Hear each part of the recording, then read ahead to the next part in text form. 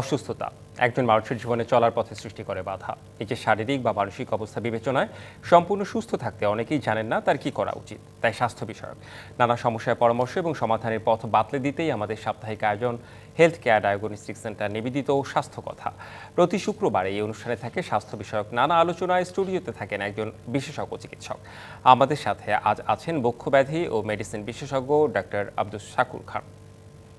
আমাদের আজকের আলোচনার বিষয় অ্যাজমা ও সিওপিডি, কারণ, লক্ষণ ও চিকিৎসা। দর্শক, আপনাদেরও সুযোগ রয়েছে স্ক্রিনে দেখানো নম্বরে ফোন করে চিকিৎসকের পরামর্শ নেবার। আপনাকে স্বাগত জানাচ্ছি আমাদের আজকের অনুষ্ঠানে। আমরা অ্যাজমা ও সিওপিডি নিয়ে আলোচনা করতে চাই। প্রথমেই আমি একটু জানতে চাই যে অ্যাজমা এবং সিওপিডি পার্থক্যটা আসলে কি? দুটোই বলতে পারেন প্রধানত ফুসফুসের অসুখ। আচ্ছা। আর দুটোর ক্ষেত্রে অনেকগুলো মিল আছে। দুই ধরনের রোগী কিন্তু শ্বাসকষ্ট এবং কাশিতে ভোগে।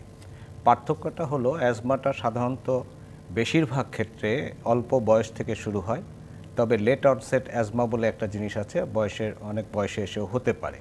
তো সাধারণত অল্প বয়স থেকে শুরু হয়। আর এটার পিছনে কারণ অনেক ক্ষেত্রে অজানা, তবে জেনেটিক লিঙ্ক একটা থাকে, সেটার একটা অংশ থাকে, তার বাইরেও কিছু থাকে।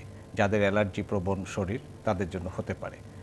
আর এটার বিষয় হচ্ছে এটা প্রোগ্রেসিভ ডিজিজ নয় অ্যাজমাটা। এটাকে সুন্দরভাবে কন্ট্রোল করা যায় by medication, by maintaining some instruction, এগুলো করে কিন্তু অনেক সুন্দর থাকা যায়। আচ্ছা। আর সিওপিডি যেটা বললেন, এটাও ফুসফুসের একটা দীর্ঘমেয়াদী অসুখ। এটাকে আমরা বলি প্রোগ্রেসিভ ডিসঅর্ডার, অর্থাৎ সিওপিডি যখন একজনের হয় এটা সামনের দিকে খারাপ হতে থাকে। অ্যাজমা থেকে কি সিওপিডি হয়? একটা গ্রুপ আছে, small group of asthma patient, যাদের যদি অ্যাজমা কন্ট্রোলটা ভালো না থাকে, দীর্ঘমেয়াদী সমস্যার মধ্যে ভুগতে থাকেন, তারাও কিন্তু এক পর্যায়ে এক ধরনের সিওপিডিতে রূপান্তরিত হতে পারে। সেই সংখ্যা নগণ্য। তবে সিওপিডির যে কথাটা আমি বলতে চাচ্ছিলাম সেটা হলো এটা তো প্রোগ্রেসিভ ডিজিজ এবং এইটার পিছনে কারণটা অনেকটা সেলফ মেড।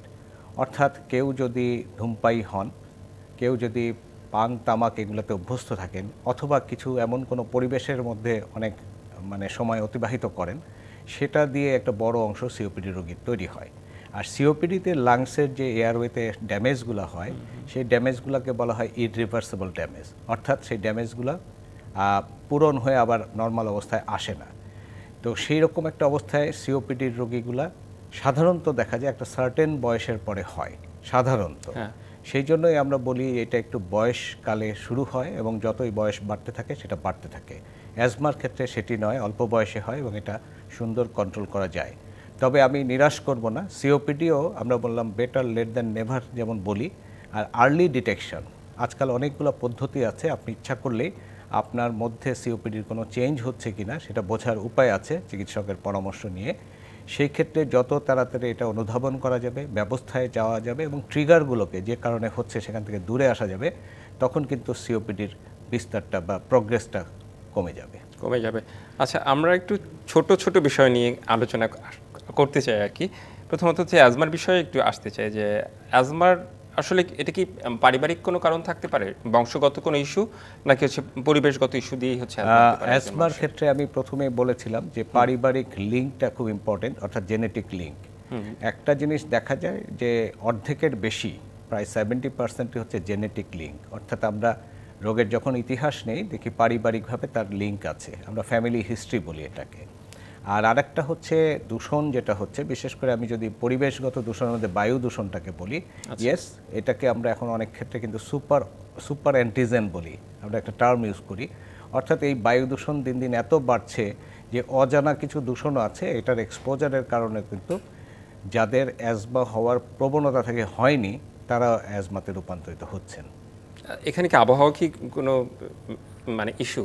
হ্যাঁ, ঠান্ডা প্রচন্ড কিংবা গরম শুষ্ক একটা সময় ছিল আমরা দেখতাম যে শীতকালকে মোটামুটি বলা হতো যে শীতকালে অ্যাজমা পেশেন্ট তৈরি নয়, অ্যাজমা পেশেন্টের উপসর্গগুলো বেশি হয়। কিন্তু আমরা কালে কালে এখন দেখছি যে যে কোনো সিজনেই ট্রিগারিং থাকতে পারে, কারণ ট্রিগারদের একটা হচ্ছে সিজন, সেই সিজন ট্রিগার একটা তো আছেই, তাছাড়া সিজনাল ভ্যারিয়েশন বলি, তাছাড়া অন্যান্য বিষয় বিবেচনা করলে দেখা যায় সারা বছরই অ্যাজমা ট্রিগার হওয়ার সম্ভাবনা থাকে।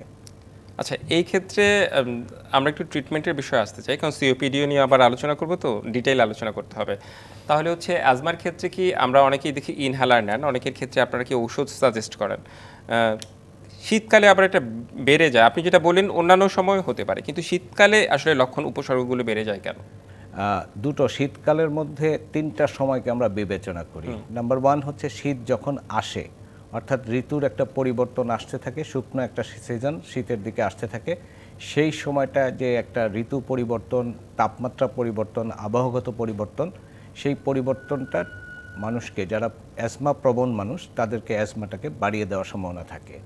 আরেকটা হচ্ছে যখন খুব শীত পড়ে, তখন একটা হচ্ছে ঠান্ডা আর একটা হচ্ছে কুয়াশা, অথবা আমাদের দেশের এই ধুলাবালি সহ যেটাকে আমরা ধোঁয়াশাও বলি, এই সমস্ত বিষয়গুলো যখন শীতের মাঝখানে চলে আসে, সেটাও একটা ট্রিগার হিসেবে কাজ করে।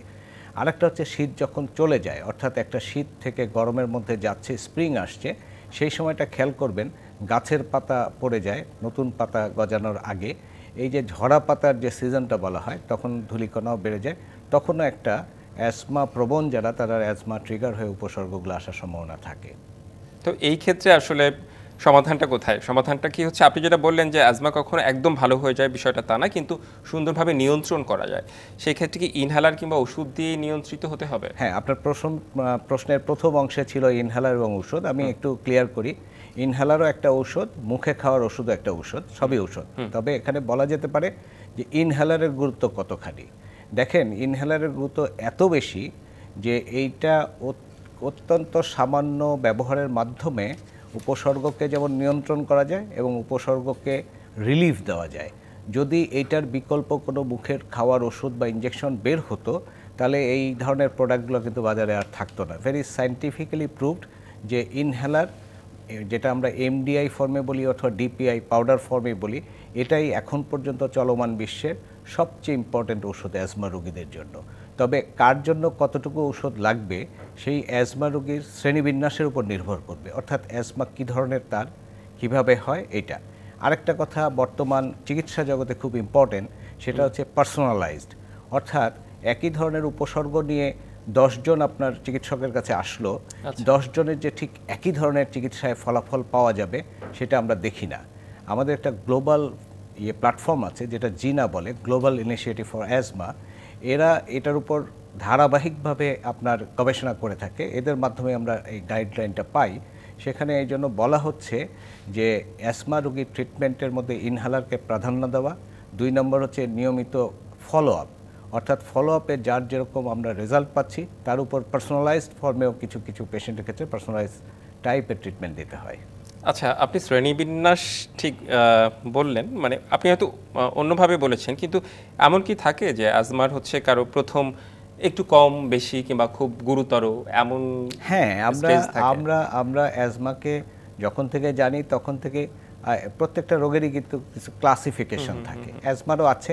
তা ধারাবাহিকভাবে আমরা এখন মোটা দাগে যদি বলি, তাহলে একটা আছে অ্যাজমা, তার বাইরে আরেকটা আছে সিভিয়ার অ্যাজমা, অর্থাৎ আরেকটু গুরুতর অ্যাজমা, আরেকটা আছে রেজিস্ট্যান্ট অ্যাজমা, অর্থাৎ যে প্রচলিত নিয়মিত ঔষধগুলোর মাধ্যমে ম্যাক্সিমাম রোগী নিয়ন্ত্রণে থাকে, একটা গ্রুপ 5 to 10% সেটা নাও থাকতে পারে, তাদের জন্য ব্যবস্থা আছে, রেজিস্ট্যান্ট অ্যাজমারও ট্রিটমেন্ট আছে, তখন আমরা সেই ধাপে চলে যাই।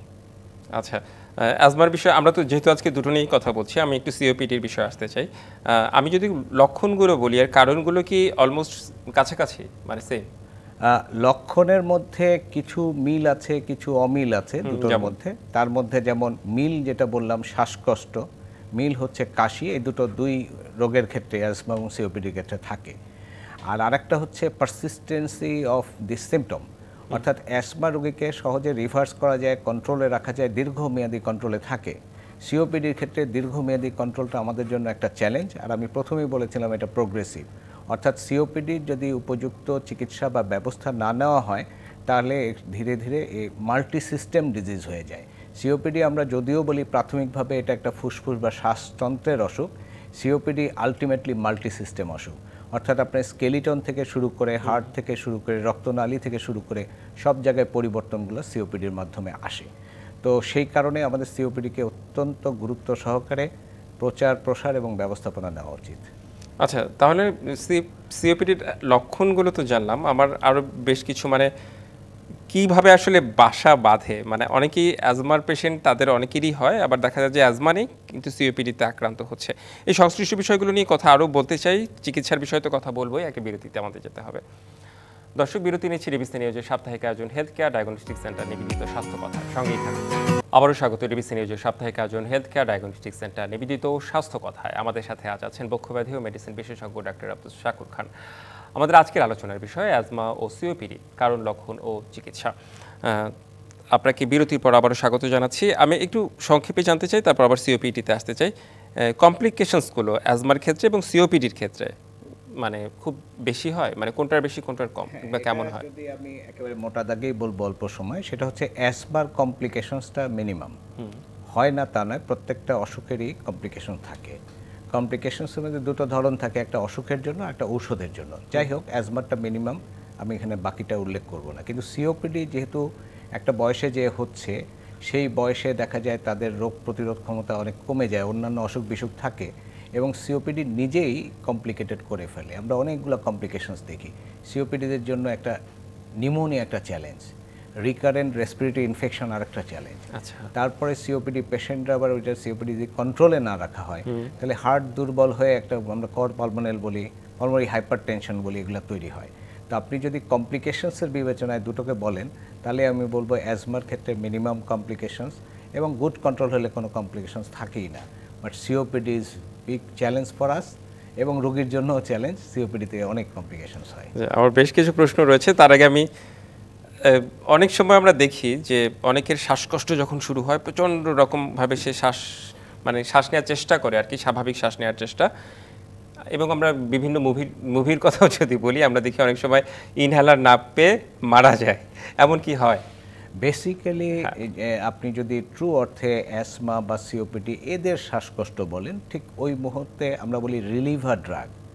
দুটো জিনিস আমাকে এখানে রিলিভ করতে হবে, তার পজিশনিং এবং তাকে পাফ, ইনহেলার অথবা নেবুলাইজেশনের মাধ্যমে রিভার্স করার চেষ্টা করতে হবে। আর অক্সিজেন একটা খুব ইম্পর্টেন্ট জিনিস। আপনি যেটা বললেন ওটাকে এয়ার হাঙ্গারিং বলে, মানে এত বাতাস আমি তারপরেও পাচ্ছি না, সেখানে যদি লেভেলটা কমে যায়, ডেফিনেটলি তার অক্সিজেন সাপোর্টটাও লাগবে। ইট ইজ একদম ইনিশিয়াল পার্ট অফ অ্যাজমা আর সিওপিডি এক্সাজারবেশন। আচ্ছা, সেই ক্ষেত্রে এজন্যই আসলে যাদের অ্যাজমা কিংবা সিওপিডি সমস্যা, সেই ক্ষেত্রে ইনহেলার সবসময় কাছে রাখাটা আমরা যে ওষুধগুলো দিয়ে থাকি তার মধ্যে দুটো ভাগের ওষুধ দেওয়া থাকে। একটা ওষুধ বলা হয় এটা আপনার নিয়ন্ত্রণে রাখার জন্য, এটা নিয়মিত ব্যবহার করবেন।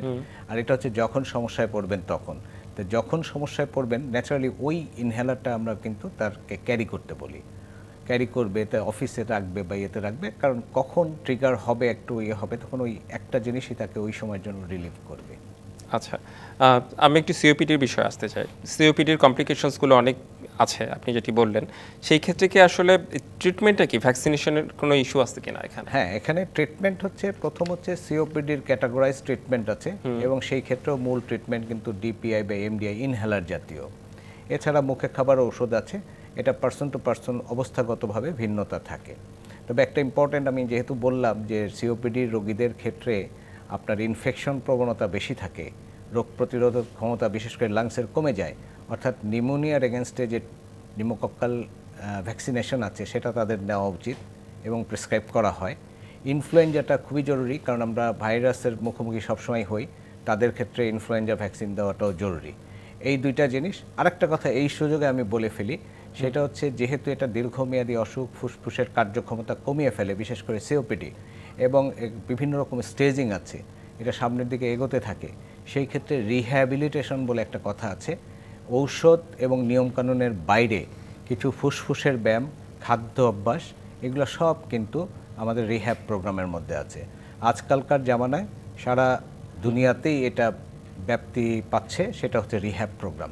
যে কোনো ক্রনিক অসুখের ক্ষেত্রে যেটুকু অংশ ভালো আছে তাকে আরও বেশি কার্যকর করার জন্য ওই রিহ্যাব প্রোগ্রামে আসতে হয়। সাধারণ অর্থে এটা মনে হয় শুধু ব্যায়াম ছাড়াও খাদ্যের তালিকা করা, ভ্যাকসিনেশনের আওতায় আনা ইত্যাদি সব কিছুই কিন্তু রিহ্যাব প্রোগ্রামের মধ্যে। আরেকটু এই সুযোগে বলে রাখি, রিহ্যাব মানে হসপিটালে যেতে হবে বা প্রতিষ্ঠানে তা নয়, সেরকমই একটা চিন্তা করে হোম সবাই। বেসড প্রোগ্রাম করতে হবে। অর্থাৎ কিছু প্রাতিষ্ঠানিক তার হবে, অভ্যাস হবে, সেখানে হয়তো সে মাঝে মধ্যে যাবে, আর সেই চর্চাটা বাসায় সে করতে পারবে। মানে এটা কি চিকিৎসকই তাকে বলে দিবে পুরো বিষয়টাই আসলে যে চিকিৎসা দিচ্ছেন যিনি, তারই দায়িত্ব এটা বলে দেওয়া। আচ্ছা, এই ক্ষেত্রে আমি একটু আসি সচেতনতার বিষয়ে। তার আগে আমি একটু জানতে চাই যে কেউ যদি হচ্ছে সিওপিডিতে আক্রান্ত হয় কিংবা কারো হচ্ছে আর এরকম লক্ষণ প্রকাশ পায়, সেই ক্ষেত্রে সে যদি দ্রুত চিকিৎসা নেয়, দ্রুত চিকিৎসা নিলে কি এটা কন্ট্রোলে থাকার সম্ভাবনা কিংবা ভালো হয়ে যাওয়ার সম্ভাবনা জি, আছে? যে কোনো অসুখের ক্ষেত্রে বলা হয় সুনার ইজ বেটার, হ্যাঁ। মানে যত তাড়াতাড়ি এটা ধরা হবে তত তাড়াতাড়ি ম্যানেজমেন্ট যাবে এবং আউটকামটা ভালো আসবে।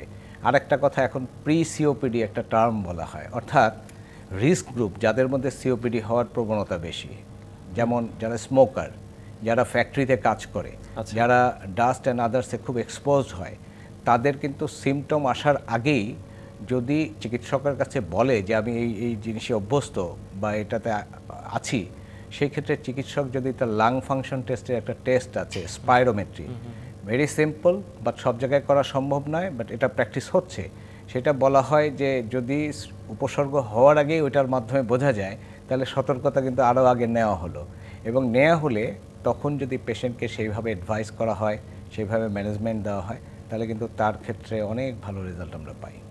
আচ্ছা, আপনি অ্যাজমার ক্ষেত্রে মানে বংশগত একটা বিষয় থাকে, আপনি যেটি বলছিলেন, সেই ক্ষেত্রে কি সিওপিডির ক্ষেত্রেও কি থাকতে পারে সেটি? সিওপিডির ক্ষেত্রে আছে, আচ্ছা। সেটা খুব মিনিমাম। সেটা অনেককে বলতে দেখবেন যে সে তো স্মোক করে না, হুম হুম হুম। তাহলে তার সিওপিডি হলো কেন? আমরা একটা অংশ দেখি যারা দীর্ঘমেয়াদী অ্যাজমাতে ভুগছে, ভালো চিকিৎসায় নাই, ব্যবস্থাপনায় নাই, তাদের যেমন হতে পারে। আরেকটা আছে কিছু ডেফিসিয়েন্সি ফ্যাক্টর আছে, যেমন আমরা বলি আলফা 1 ডেফিসিয়েন্সি, এটা তো আর সে নিজে তৈরি করেনি, এটা তার শরীর গঠনের মধ্যে এটার ঘাটতি আছে, সেখান থেকে এই ধরনের সিওপিডি হতে পারে। সেটা বলা হয় নন স্মোকার সিওপিডি, অর্থাৎ সে স্মোকার না, এই অংশটা অল্প। এই অংশটা অল্প, কিন্তু যারা স্মোক করে তাদের অনেকেই বলে যে আমি এত বছর ধরে স্মোক করছি, কই আমার কিছু হচ্ছে না। আরেকজন প্রতিবেশী, সে স্মোক করে না, তার ফুসফুসে ক্যান্সার ধরা পড়েছে। মানে এটা আসলে মানে এটার অর্থ হচ্ছে যে ক্যান্সার যাদের হয়, ফুসফুসের ক্যান্সার, হ্যাঁ, অধিকাংশই স্মোকার। তো এই অধিকাংশ যেখানে প্রমাণিত হবে সেখানে স্মোকিংকে দায়ী করা হচ্ছে। আর স্মোকিং না করলে যে হবে না এটা তো প্রুফ না, কারণ অনেক ফিমেল নন স্মোকার তাদের হচ্ছে, অনেক পুরুষ নন স্মোকার হচ্ছে, সেই সংখ্যাটা কম কম বিধায় আমরা এটা বলি। আর আরেকটা কথা হচ্ছে যে আপনি এই যে ক্যান্সার বললেন, ক্যান্সারও কিন্তু একটা সিওপিডির, দীর্ঘমেয়াদী সিওপিডির আরেকটা কমপ্লিকেশনস। মানে সিওপিডি থেকে ক্যান্সারও হয়ে যেতে মানে পারে। সিওপিডির পেশেন্টদের জন্য লাঙে হতে পারে না এমন কিছু নাই, তার মধ্যে ক্যান্সারও একটা। আচ্ছা, এই ক্ষেত্রে আসলে সচেতনতা তো নিশ্চয়ই বিকল্প নেই, এই বিষয়টা একটু জানতে চাই আপনার কাছে। হ্যাঁ, প্রথম হচ্ছে অ্যাওয়ারনেস। এই অ্যাওয়ারনেসটা কিন্তু সকল ক্ষেত্রেই প্রযোজ্য। আমি যদি অ্যাওয়ার্ড হই, অর্থাৎ জনগণের মধ্যে এই মেসেজটা যদি যায় যে এই কাজগুলো করলে সিওপিডি হয়, অথবা এই ধরনের উপসর্গ দেখা দিলে ডাক্তারের কাছে যেতে হয়, অথবা এই ধরনের কমপ্লিকেশনস দেখলে এটাকে রেড ফ্ল্যাগ বলে, অবশ্যই এমার্জেন্সিতে যেতে হয়, এটা তো একজন জনগণ সাধারণভাবে বুঝবে না। এই বোঝানোটা যদি আমরা প্রাতিষ্ঠানিকভাবে আমাদের স্কুলের কার্যক্রম, কলেজের কার্যক্রম বা বিভিন্ন মাদ্রাসার কার্যক্রমের মধ্যে একটু হলেও নিয়ে আসি, তাহলে ওই স্টুডেন্ট কিন্তু তার পরিবারকে অ্যাওয়ার করতে পারে। আর চিকিৎসকরা তো বলবেই, তো চিকিৎসক, এই যে গণমাধ্যমে এই জিনিসটা আলাপ হচ্ছে, এই আলাপে যারা অংশ নিচ্ছেন বা ইউটিউবের মাধ্যমে পরবর্তীতে অংশ নেবেন, তারা তো অন্তত বুঝবেন যে এই ধরনের উপসর্গ হলে এটা হতে পারে, এর খারাপ দিকটা এইটা, এটা না করলে এটা হয় না। তো এই অ্যাওয়ারনেসটাকে মাস অ্যাওয়ারনেস পর্যায়ে নিয়ে আসতে হবে। জি, আপনাকে অনেক ধন্যবাদ আমাদের আজকের অনুষ্ঠানে যুক্ত হওয়ার জন্য এবং পরামর্শ দেওয়ার জন্য। ধন্যবাদ আপনাকে। হেলথ কেয়ার ডায়াগনস্টিক সেন্টার নিবেদিত স্বাস্থ্য কথায় এই ছিল আমাদের আজকের আয়োজন। সঙ্গেই থাকুন।